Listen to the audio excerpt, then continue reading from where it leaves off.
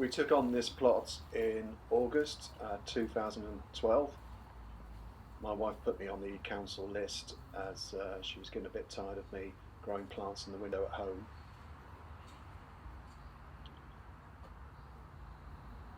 We were fortunate to have had a few plants left over by the previous tenant, but we knew that we had a lot of digging to do. So obviously starting at one end and working down to the bottom, we managed to turn over most of the grass, and we ended up cutting back a few of the borders as well as they'd overgrown. We wanted to eventually turn the sloped allotment into a flat area where we could sit. So it involved quite a bit of backfilling, and this obviously was quite backbreaking. But we eventually got what we wanted. One of the things I really wanted was a polytunnel.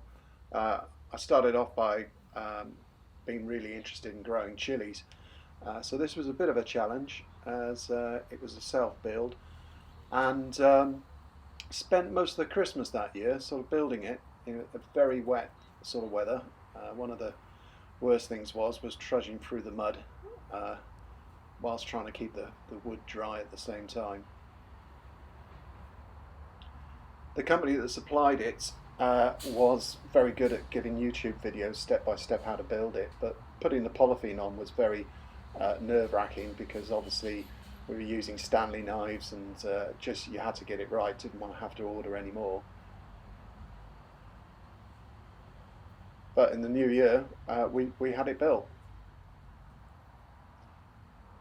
So this is how it looks now,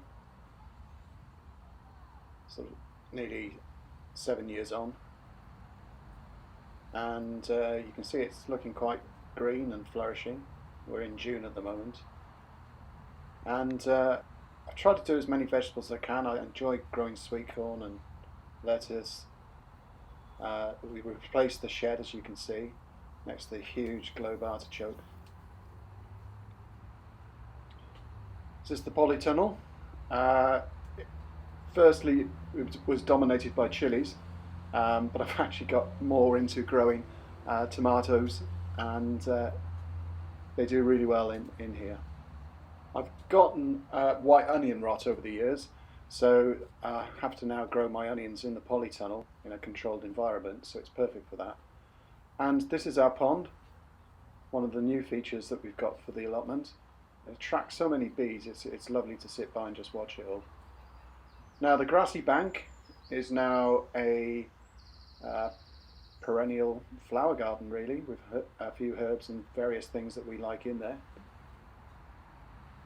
Much of it's being dominated by the hot lips. This actually grows really big and we have to cut it back every year, but the bees just love it. So much of it has changed over the years. This top of your screen as we look now takes me back to when we were digging out a tree stump all those years ago. Me and my wife took us a whole afternoon.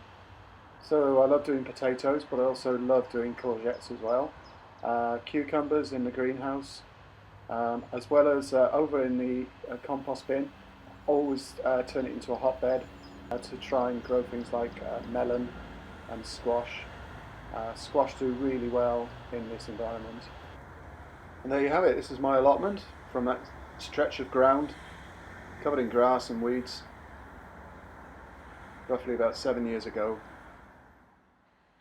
This is now, and that was then.